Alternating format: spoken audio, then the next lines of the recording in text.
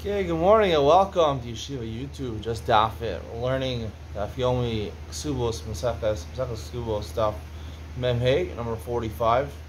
This is yesterday's Daf, but forgive me for being a little late. I know it's worth the wait to wait for me. So we're starting on the bottom, Memdalam and Beis, talking about today about Nara Murasa and the Dinamoti Shemra. Marasa gets the penalty of skila. She commits adultery after her engagement, before her marriage. The husband tries to defame her and is proven false in his accusations. So then he suffers two penalties. One, he gets lashes, and two, he pays 100 sloim, 100 coins to the father. So the Gemara says on the bottom of Memdalam and Beis, Tani Shila. Shila teaches Shalosh Midos Benara. The three different halachas apply to Anara Murasa. If the Edom come, the husband brings witnesses that she was mizan and she committed adultery after the Erison, before the marriage. And now she's married already. They brought the witnesses after they're already married. She's already living with her husband. Shezinza Beis Havia, right? They prove that she committed adultery while she was still in Arusa. The top they stone her in front of her father's house. As if to say, look what child you raised, a child that did such and such a thing. If the witnesses came already while she was still in Arusa,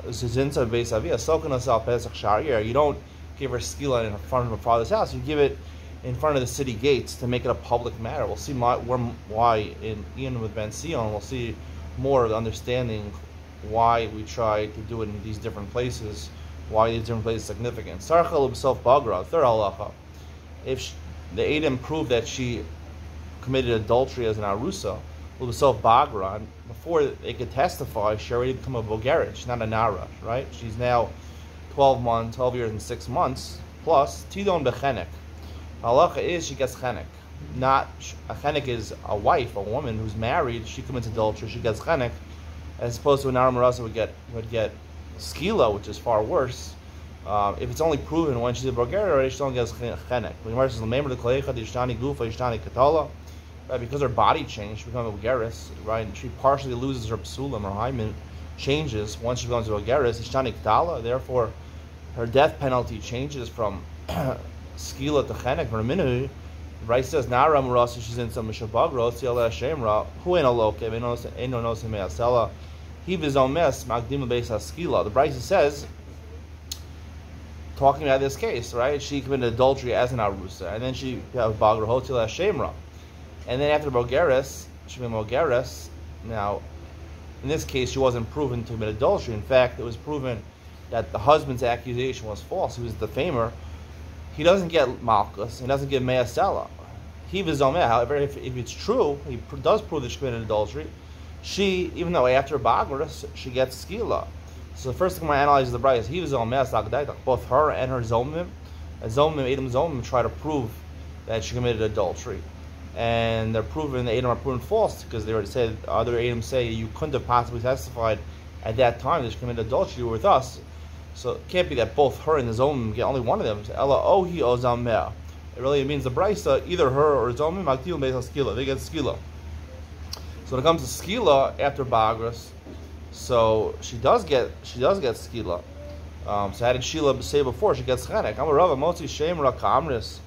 Shiny motzi shemra the chidushu the chidushu. So the Gemara says, this Bryce is talking about a case of Motzi Shemra, where he defames her, right? And it's proven that what he said was false, right? He tried to defame her. It's proven that she didn't commit adultery. Shiny Motzi Shemra. The reason he doesn't get there's no parsha Motzi Shemra. Motzi Shemra only applies when she's a Nara. Now she's a Bulgaria, so therefore he doesn't get the penalty of lashes, and he doesn't get the penalty of Me'asela. That's a chidushu. Why is Motzi Shemra a chidush? It's a unusual rule. Right? Normally, a woman who commits adultery after she went under the chuppah, the wedding canopy. She momentarily left the wedding canopy without her husband. Then they go to the yichud room. She went after the canopy. She went and she committed adultery before they were together. We're in the yichud room. Right? Normally the halacha is if she commits adultery after nichsal chuppah, that's already considered chenek. That's like she's married already, and she's a married woman only gets chenek for adultery. Vilu mosi shemra b'skila. Mosi shemra, right?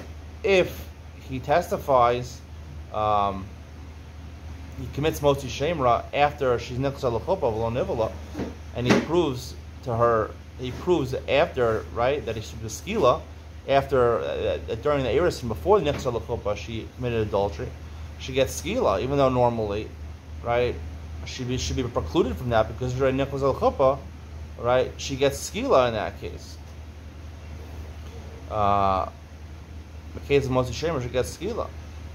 Amay Rav Huna Bereida Rav Yeshua L'Rava Dilma Chichad Shachmana Heichad Lo Ishtani Gufa.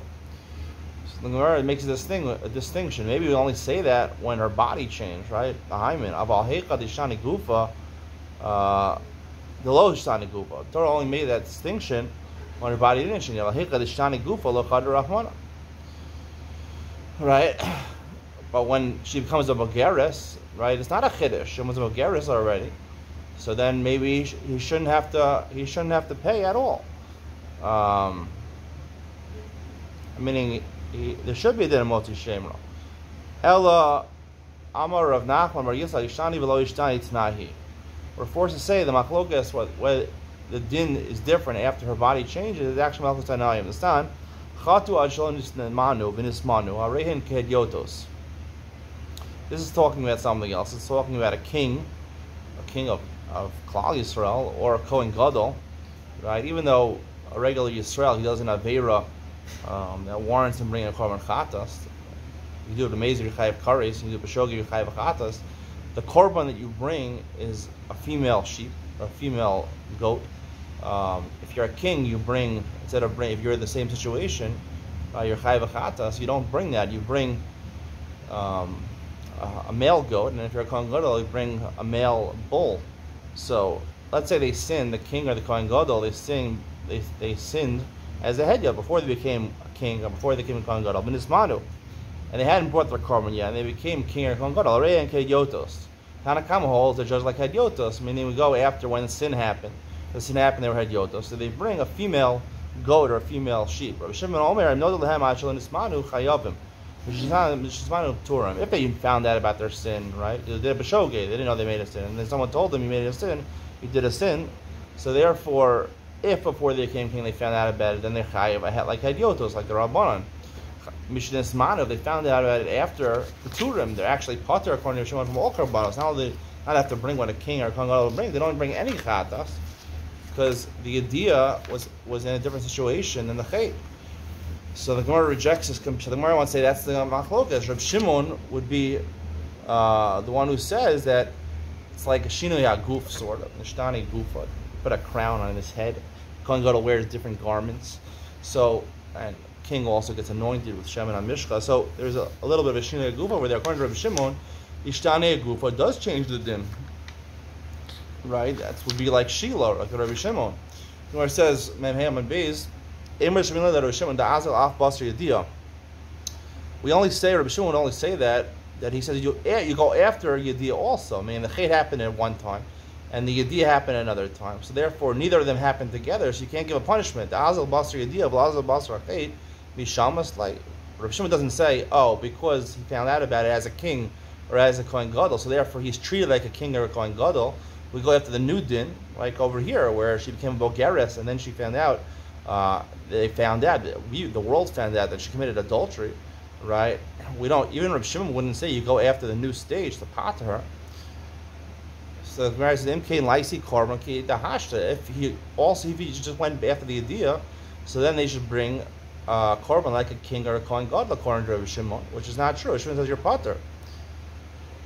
Meshuach par v'nasi sire. The kohen gadol should bring a par, a bull, a male bull. V'nasi sire. The king should bring a sire. Should bring a male goat. Hamar lei Rabbi Yochanan Tana Didan Tana Tidon Beskila.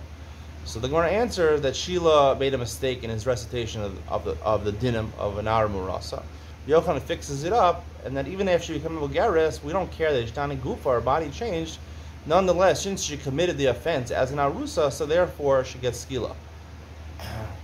So the Gemara asks, "Am Nara Murasa Marachman of Bogeres? Now she's a Bogeres. She's not Nara Murasa. Marabila Makra Hanara.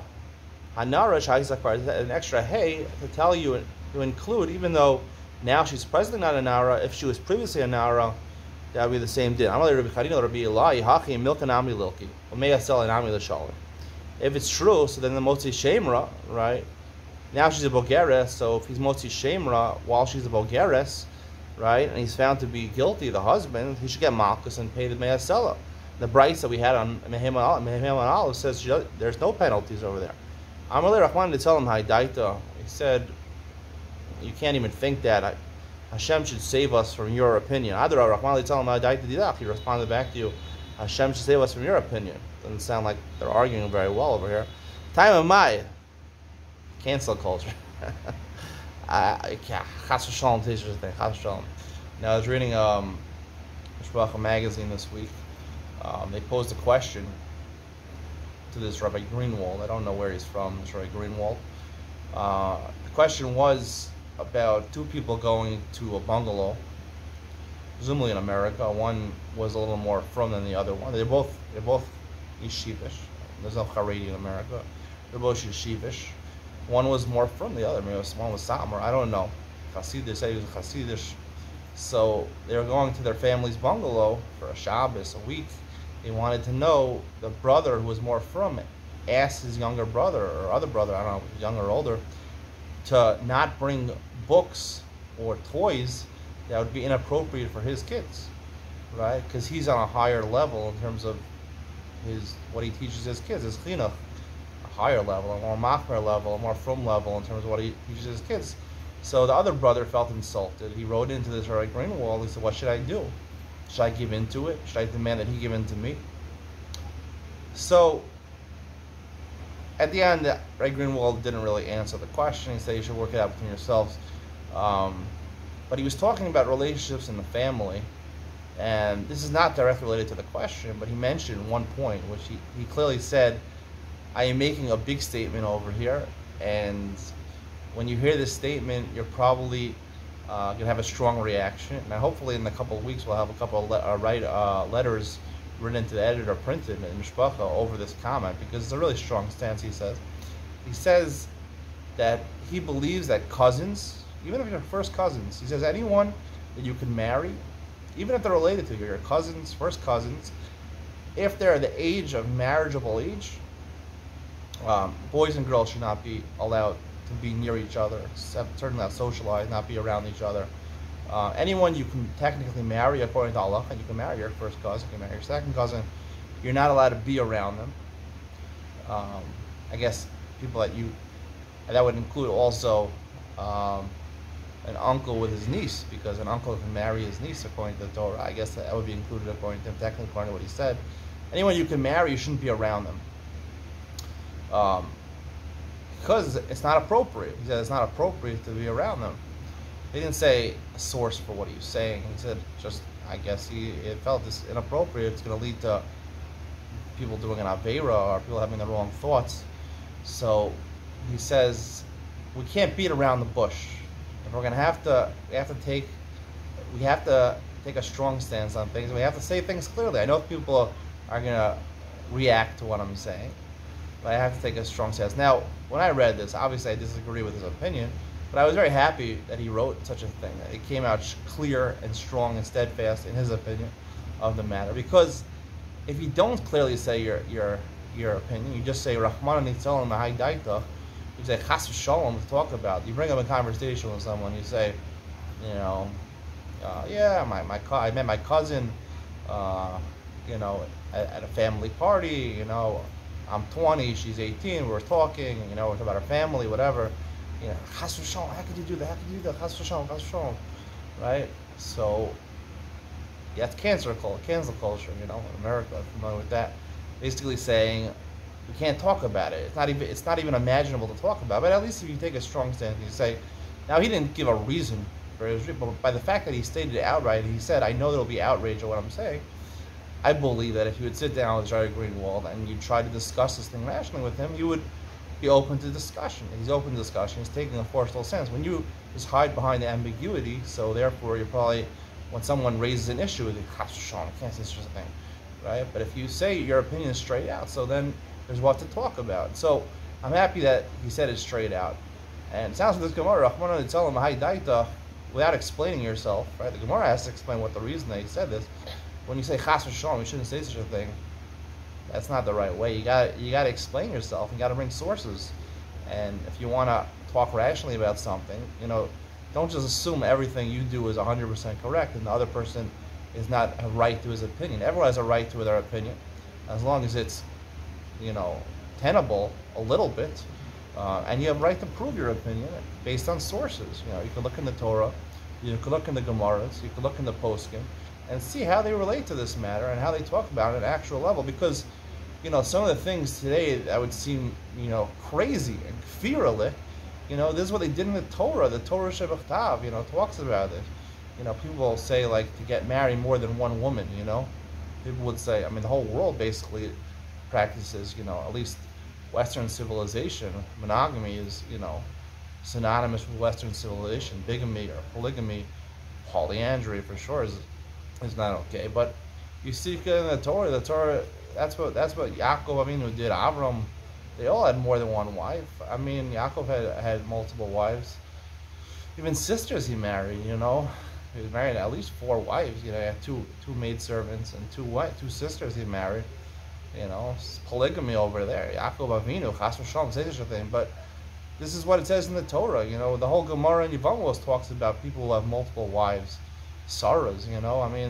To follow the Gemara, people would say, chas v'shalom, how could you even think about having more than one wife? Takana Shemeno Gershom. But Takana Shemeno Gershom is really, maybe it was Takana for a certain amount of time, but it's really not the view of the Torah. The view of the Torah is polygamy is completely allowed, and it is a normal case. It's normal to have polygamy. So when nowadays we say chas v'shalom, say chas v'shalom. No, look at the Torah. Look at it honestly. Look at what the Gemara says. Look at what the Torah Shebachtav talks about. So that's what I have to say about the matter. But a little tangent, but it came up with this Gemara over here. So the Gemara says, the Gemara has to answer, throwing what's the reason. So what's the distinction? There's a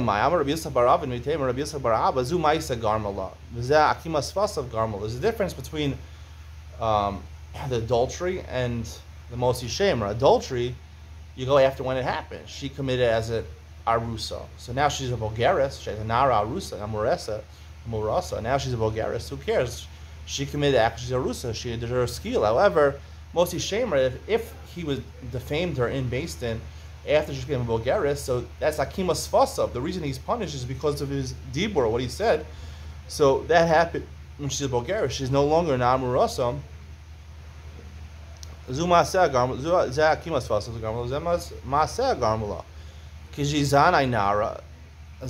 When she committed adultery, she was a nara. When is he chayiv for akimas fasav? He shaisa. Now, when he says it in Beis Din, he shaita bogeres. Now she's a bogeres. Therefore, the Brisa correctly said that Mosi Shemra and Malchus would be potter if she's a bogeres. Tanarabana nara hamurasa shezinsa. Soklan asal pesach beis avia. Brisa says she is stoned in front of her father's house. Now, reconciling that with Sheila, we'd probably say he's only talking about after she was already married to the guy. Ein la pesach beis av. She doesn't have a pesach beis av. Soklan asal pesach shara year. So her father doesn't have a house, her father died, or he doesn't have a big house, or he doesn't have a shar. You go to the city gates, right? A non-Jewish city, or in America, or something like that. So a Pesach Beis Din. You give her skila at the entrance to the courthouse. Same malach applies. You give Avodah Zarah, you give him skila. All the punishment for Avodah Zarah is also skila. You give it in the city gates, in the city where most people are of the Kochavim, so going to sell Pesach Beis Din, then you do it in front of Beis Din. How do you know this? This is talking about pasuk by Avodah Zarah. That's shar sha'avad bo. That's the shar of the city where you worship the Avodah Zarah. Ata omer shar sha'avad bo. Ela shar shenido. Maybe it's the Pesach Beis Din. Nemar sharech lamata, nemar sharech lamala. Ma sharech amar lamala, shar sha'avid bo. Av sharech amar lamata, shar sha'avid bo. Right? The previous sharecha lamala is talking about where he did avodah zarah. He did avodah zarah in the city.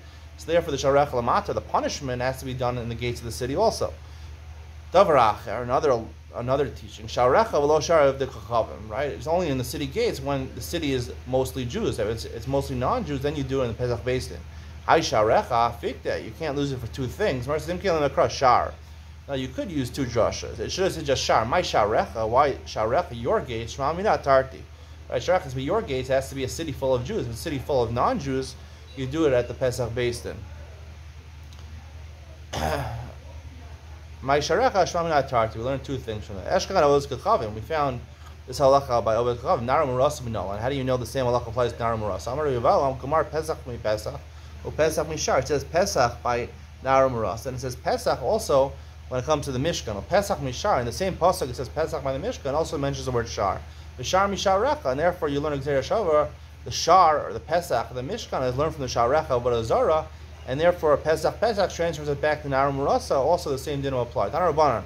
And Motzi Shemra lokev and osin me'asela. Someone who does Motzi Shemra, he gets malchus and he pays a fine of 100 silver coins. Rabbi Yehuda Omer. The lakos lokim mikol makom me'asela bal nosen lo bal eno nosen. Yehuda has an interesting shita, right? A motzi shemra, it depends on he defames her after they got married, right? If they had bia yet, right? So then you get both penalties. You get malchus and you pay the monetary fine. Yehuda says, even if the lakos loka, meaning even if you weren't boel, or you just got married to her and you didn't actually have beila, you didn't have intercourse, Yehuda says the lakos loka mikol makom. He says nonetheless you still got malchus, but you wouldn't pay the fine. So what's the machlokas? Tana kamen Rabbi Yehuda. Kamiflagi the pluk said the Rabbi Elazar ben Yaakov Rabbanan.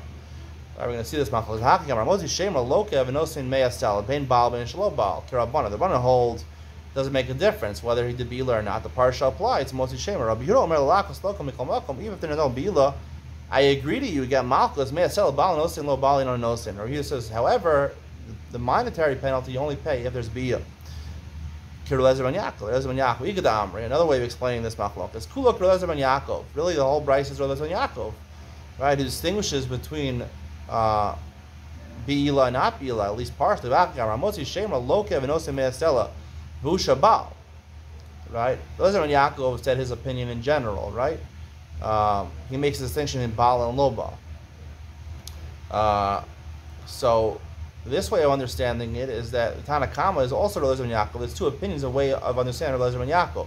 So the Tanakama holds, which is also the opinion of Elazar ben Yaakov, if you're Motzi Shemra, you only get malchus and you only get the fine if you did bia. If you didn't do bia, there's no penalty at all. Yehuda Omer lakas lokom mikol makom.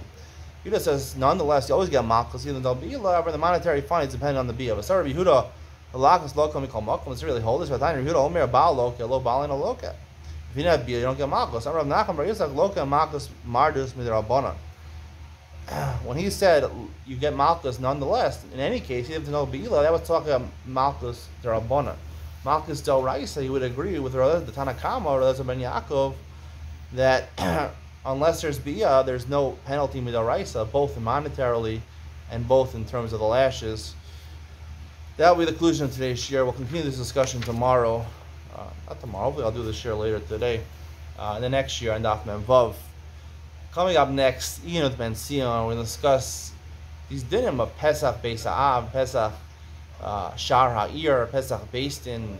What's the significance of skila in these places, and also why Nara Murasa is worse, that he gets skila as opposed to chenek for a woman who's married and commits adultery. Why is Nara Murasa so bad? Is it related to Pesach Beis Havia? I want to explain that coming up. Neil Ben Sion next.